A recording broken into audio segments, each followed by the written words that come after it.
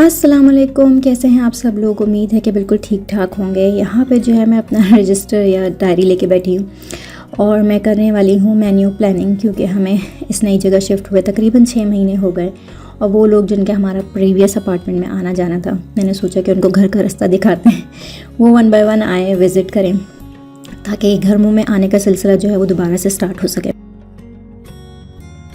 तो बस मैंने जो है वो कुछ 2 फैमिलीज़ को जो है इनवाइट किया हुआ है। जब भी मैं किसी को अपने घर पे इनवाइट करती हूँ, मैं इस डायरी के अंदर मेन्यू को प्लान कर लेती हूँ कि क्या क्या पकाना है। सिंपल मेन्यू रखा है मैंने इस दफ़ा, क्योंकि फ़ोकस जो है वो साथ मिल बैठने पे। और मेन्यू के साथ साथ जो ग्रॉसरी लिस्ट होती है वो भी मैं नीचे ही लिख लेती हूँ, क्योंकि एक ही दफ़ा में मुझे अंदाज़ा हो जाता है कि क्या क्या चीज़ें लानी है। समटाइम्स मैं ये भी करती हूँ कि जो काम है, क्योंकि बच्चे मेरे छोटे हैं, फैलाते बहुत हैं, तो जो काम की लिस्ट होती है वो भी मैं लिख लेती हूँ कि कौन से काम जो है मुझे 2 दिन पहले करने हैं, कौन से उस दिन करने हैं और कौन से जो है वो दावत वाले दिन ही करने हैं। तो बेसिकली इट्स नॉट अ दावत, बस कुछ लोगों को, कुछ फैमिलीज़ को इनवाइट किया है ताकि वो घर पर आएँ, इस न्यू जगह पे आएँ और फिर हम लोग जो है वो इसी तरह जैसे पहले मिला करते थे मिलें। क्योंकि गर्मियों का जो सीज़न है वो बहुत ही कम होता है यहाँ पे, 6 से 7 महीने, 8 महीने तो आप घरों में बिल्कुल बंद होते हैं। तो ये गर्मियों की ही का सीज़न होता है जिसमें थोड़ा बहुत मिलना जुलना, घरों में आना जाना या बाहर पार्टीज़ या पिकनिक्स वगैरह हो जाती हैं।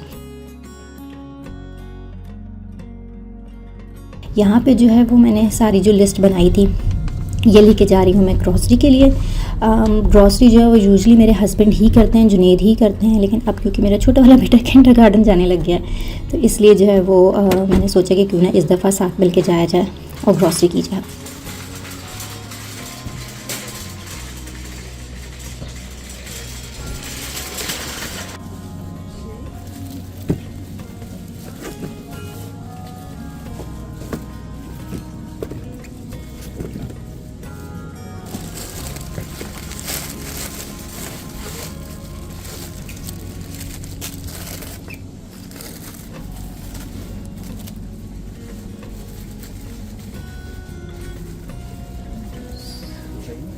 थोड़े से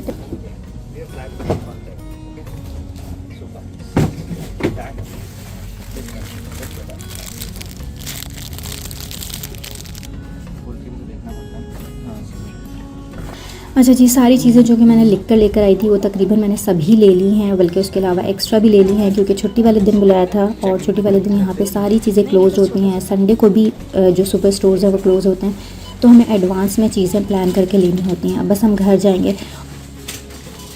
एक दिन पहले मैं ये वीडियोस असेंबल करती हूँ, एडिट करने के लिए एडिट करती हूँ और फिर मैं उसके ऊपर वॉइस ओवर डालती हूँ। तो जब मैं ये वीडियोस एडिट कर रही थी, जमा कर रही थी, तो मैं ये सोची थी कि मैं क्या बोलूँगी, क्या वॉइस ओवर करूँगी, क्योंकि मेन्यू बहुत सिंपल है। जब मैं कोई न्यू चीज़ या डिफरेंट चीज़ ट्राई कर रही होती हूँ तो मैं यूजुअली साथ में रेसिपी बता देती हूँ, लेकिन मेन्यू क्योंकि मैंने इस दफ़ा ख़ास तौर पे सिंपल रखा था, इजी रखा था, ताकि क्योंकि मेन्यू जो है मैंने आसान रखा था इस दफ़ा, ज़्यादा कोई एक्स्ट्रा करने की कोशिश नहीं की थी, क्योंकि मेरी आदत यह है कि जब मैं किसी को फ़र्स्ट टाइम अपनी घर पे बुला रही होती हूँ तो मैं एक्स्ट्रा एफ़र्ट करती हूँ, जिसे कहते हैं ना एक एक्स्ट्रा प्रोटोकॉल। इस दफ़ा भी ऑब्वियसली बहुत दिल से सारी चीज़ें की हैं, लेकिन जो एक स्पेशल प्रोटोकॉल वाली चीज़ होती है वो मैंने नहीं की, क्योंकि ये वो लोग हैं जो कि मेरे घर पे काफ़ी दफ़ा आ चुके हैं, जा चुके हैं। बहरहाल बात हो रही थी कि मैं किस टॉपिक पे बात करूँगी। तो आज सुबह जब मैं उठी तो बच्चों को स्कूल भेजने के लिए, तो सबसे पहले जो चीज़ मैंने अपने मोबाइल पे देखी वो थी एयर स्ट्राइक, जो कि बड़ी शॉकिंग थी। मतलब मजाक में तो मैंने बहुत सारे मीम्स और वीडियोस देखी थी सोशल मीडिया पे कि वॉर हो गई तो ये होगा वो होगा, लेकिन मुझे आइडिया नहीं था और ना ही मेरी एक्सपेक्टेशन थी कि ऐसा कुछ हो भी सकता है। ऑब्वियसली ऐसा हुआ नहीं है, लेकिन उस सिलसिले की एक कड़ी ज़रूर हुई है, तो जो मेरे लिए बड़ी शॉकिंग थी। बच्चों को भेजने के बाद मैंने फिर और देखा कि एक्चुअली हुआ क्या है। जब आप मुल्क से बाहर होते हैं और आपके मुल्क में कुछ ऐसा हो जाए तो आपकी जो इमोशंस और फीलिंग्स होती हैं बिल्कुल डिफरेंट होती हैं, और ऑब्वियसली जब ऐसी कोई सिचुएशन हो और आप मुल्क के अंदर हों तो आपका इमोशंस बिल्कुल मुख्तलिफ होते हैं। मुझे याद है पिछले कुछ महीनों से जब मैं अपनी अम्मी से फ़ोन पे बात करती थी और हमारा बातों का सिलसिला पॉलिटिक्स या समझें मुल्क के मुहाफ़िज़ों की तरफ चला जाता था, तो मेरी अम्मी जो है वो कहती थी कि नहीं बेटा इस टॉपिक पर बात नहीं करो, क्योंकि हम बात करने के लिए भी अलाउ नहीं है और मैं नहीं चाहती कि ये जो हम रोज़ बात कर लेते हैं इससे भी हम जाएं। और जब मैंने सोशल मीडिया आज सुबह देखा तो उसमें भी काफ़ी लोगों ने यही कमेंट किया हुआ था कि आप please don't discuss this topic on social media, कहीं ऐसा ना हो कि कोई सेंसिटिव इन्फॉर्मेशन लीक हो जाए, बिकॉज़ अब साइबर वॉर भी एक कॉन्सेप्ट है जो कि एग्जिस्ट करता है और समटाइम्स ये भी होता है कि लोग बदमज़गी फैलाने के लिए कुछ अफवाह उड़ा देते हैं, जिसकी वजह से काफ़ी क्यास हो जाता है।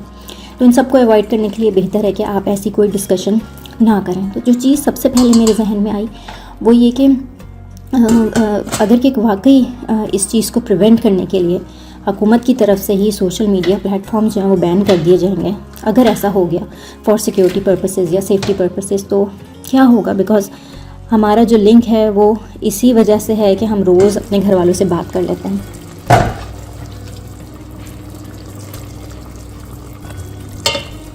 अल्लाह ना करे कोई ऐसे इक़दामात हमारी हुकूमत को लेने पड़ें। और सच्ची और दिल की बात मैं अगर बताऊं तो अपनी हुकूमत पे, और मेरे ख्याल से मेरी इस बात से ना सिर्फ मैं बल्कि और भी बहुत सारे लोग जो शायद इस वीडियो को देख रहे हों वो इत्तेफाक करेंगे कि हुकूमत से, अपने मुल्क का मुहाफ़िज़ कहते हैं, उनसे जो एतबार है वो थोड़ा सा उठ सा गया है। जब इनिशियली ये वाक़या हुआ तो मुझे लगा कि शायद हो सकता है ये एक पब्लिसिटी स्टंट हो to gain back that confidence, that love and trust, आपकी अपनी आवाम से जो उठ गया है उसको वापस लेने का ये एक तरीका हो। लेकिन लग रहा है कि ऐसा नहीं है और वाकई में चीज़ें हो रही हैं जो कि अच्छी नहीं है। जब स्पेशली आप मुल्क से बाहर रहते हैं तो मतलब यहाँ पे जो आपके कोवर्कर्स हैं, मैं तो घर पे ही होती हूँ, ऑब्वियसली मेरे हस्बैंड आज ऑफिस गए हैं तो वो आके बताएंगे कि किस तरह का रिएक्शन उनको मिला।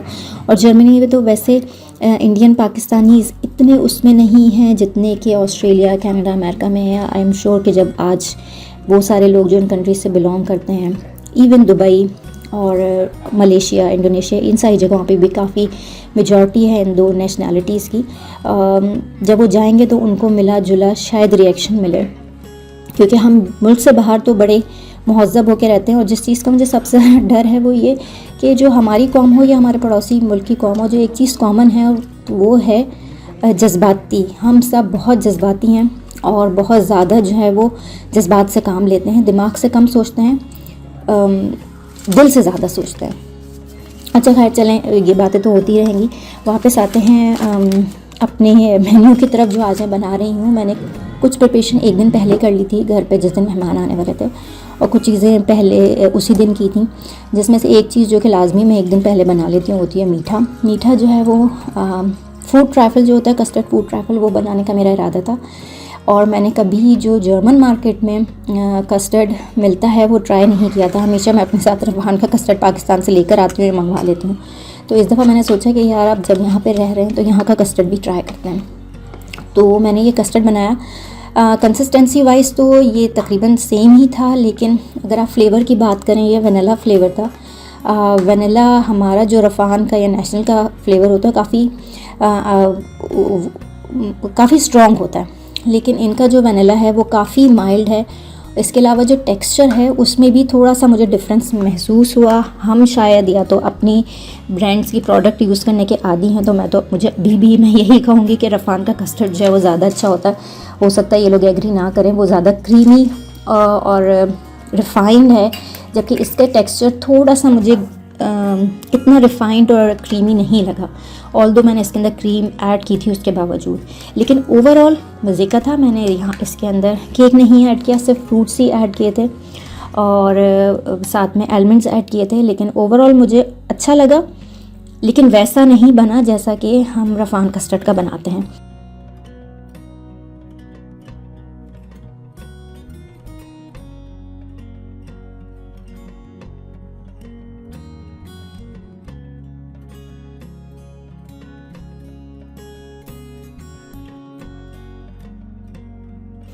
बात हो रही थी सिचुएशन की, करंट मुल्क के हालात और जो चल रहा है पॉलिटिकली हमारे मुल्कों के दरमियान। आई डोंट नो जितने भी लोग मुझे देखते हैं वो सिर्फ पाकिस्तान से हैं या कहीं और से भी देखते हैं, लेकिन जो चीज़ मुझे लगती है वो ये कि जब हम लोग मुल्क से बाहर हैं, एक नज़रिए से अगर देखा जाए तो ये जो फर्स्ट वर्ल्ड वो कॉल्ड फर्स्ट वर्ल्ड कंट्रीज़ हैं, जिनको हम बड़ा अच्छा और महज़्ज़ब समझते हैं, इनका जो फर्स्ट वर्ल्ड का जो रैंक है उसको बरकरार रखने में एक बहुत बड़ा किरदार इंडिया, पाकिस्तान, बांग्लादेश, इस तरह के जो मुल्क हैं जो कि इतने स्टेबल नहीं हैं, वो ये किरदार निभा रहे हैं। इसलिए क्योंकि जो इनके अपने लोग हैं उनको तो क्योंकि सोशल सर्विसेज, बेनिफिट्स, एक ऐसा माहौल जिसमें परेशानी नहीं है वो मैसर है, तो इसलिए ये लोग इतनी स्ट्रगल नहीं करते अपनी लाइफ में। वो कहते हैं जब हमें सब कुछ मिल ही रहा है तो ज़रूरत ही क्या है लाइफ के अंदर मेहनत करने की, इंजॉय करते हैं। लेकिन हम जैसे लोग जो कि ऐसे मुल्कों से बिलोंग करते हैं, उनके पास स्ट्रगल का बहुत बड़ा फैक्टर ये होता है कि वो सोचते हैं कि चलो हम ना सही, हम स्ट्रगल करेंगे लेकिन हम अपने बच्चों को एक बेहतर लाइफ दे लें। तो इसीलिए हम जो है वो फर्स्ट वर्ल्ड कंट्रीज़ की तरफ माइग्रेट करते हैं। तो इसीलिए यहाँ पे आपको डिफरेंट नेशनलिटी के लोग मिल जाते हैं जो कि बड़े मिलजुल के रह रहे होते हैं, लेकिन जो जज्बात हैं वो अपनी तरफ ही होते हैं। मेरे बच्चे का जो किंडरगार्टन है वहाँ पे एक लड़की है जो कि पड़ोसी मुल्क की है, वो एवरी डे मुझे हेलो हाय करती है। तो आज जब मैं जा रही थी बच्चे को किंडरगार्टन छोड़ने, तो मैंने सोचा कि मैं आज उसको गौर से देखूँगी कि क्या वो मुझे आज भी वैसे ही हेलो हाय करती है कि नहीं। लेकिन यकीन करें उसने बिल्कुल वैसे ही हेलो हाय किया जैसे कि रोज़ वो करती है, और मैंने भी वैसे ही हेलो हाय किया जैसे कि मैं रोज़ करती हूँ। लेकिन शायद जब आप अपने ही मुल्क में होते हैं, तो जैसे मैंने अभी थोड़ी देर पहले जिक्र किया कि हम बहुत जज्बाती कौम हैं। ना सिर्फ हम, बड़े सगीर में जितने भी लोग रह रहे हैं वो सारे ही बहुत जज्बाती हैं। शायद हम मिर्चें ज़्यादा खाते हैं खानों में, इसलिए जज्बातियत है या पता नहीं, लेकिन है। और ऐसा हो रहा है क्योंकि जो न्यूज़ में सुन रही हूँ, जो मैं सोशल मीडिया के ऊपर चीज़ें देख रही हूँ, उससे यही ज़ाहिर हो रहा है कि जज्बात जो है वो कुछ ज़्यादा ही इस वक्त रोल प्ले कर रहे हैं, जबकि होना नहीं चाहिए। हम जिस दौर में हैं, लाइक 21st सेंचुरी, उसके अंदर पुरअमन रहना बहुत ज़रूरी है। लेकिन पता नहीं क्यों ये चीज़ें जो हैं वो मिस आउट हो रही हैं। और पता नहीं, आई मीन अगेन मैं बहुत ज़्यादा इस चीज़ पे नहीं बात करना चाहूँगी क्योंकि पता नहीं, आप ऑल्दो मेरी व्यूअरशिप इतनी नहीं है, इतने बहुत ज़्यादा लोग मुझे देखते भी नहीं हैं, फॉलो भी नहीं करते हैं, बट स्टिल बस दुआ ये होगी कि जो भी हालात है वो ठीक हों और किसी किस्म का नुकसान दोनों ही ममालिक में ना हो। इंसान होता है, उस फ़र्क नहीं पड़ता।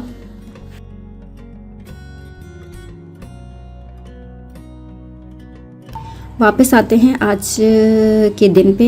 मैंने जो है वो सैलड्स वगैरह भी तैयार कर लिए, जैसे कि आपने मेरा ज्ञान सुनते सुनते देखा होगा। अब यहाँ पे मेरी टेबल सेटिंग भी हो गई है। इतनी बहुत ज़्यादा अच्छी टेबल सेटिंग मुझे करनी नहीं आती है, आई एम स्टिल लर्निंग, लेकिन मैंने टेबल सेट कर ली है और खाना शाना भी बन गया है।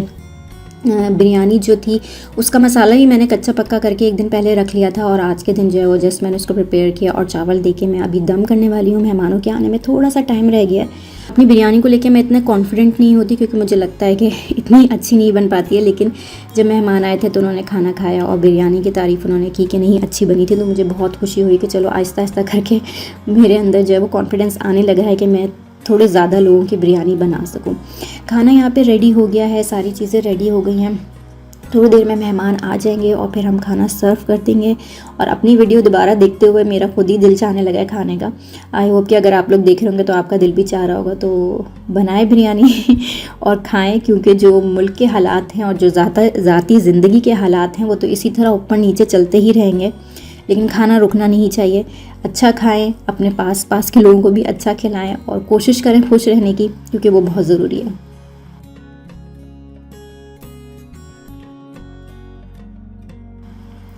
और जी यहाँ पे टेबल सेटिंग हो गई है, खाना भी सर्व हो गया, अल्लाह का शुक्र है सारी चीज़ें बिल्कुल ठीक ठाक रही थी। मेरी दुआ होगी कि हम सब के दस्तरखान इसी तरह सजे रहें, हम सब हिफ्ज़ व अमान में रहें और एक दूसरे से इसी तरह मुलाकात करते रहें। तब तक अपना ख्याल रखिए। अल्लाह हाफ़िज़।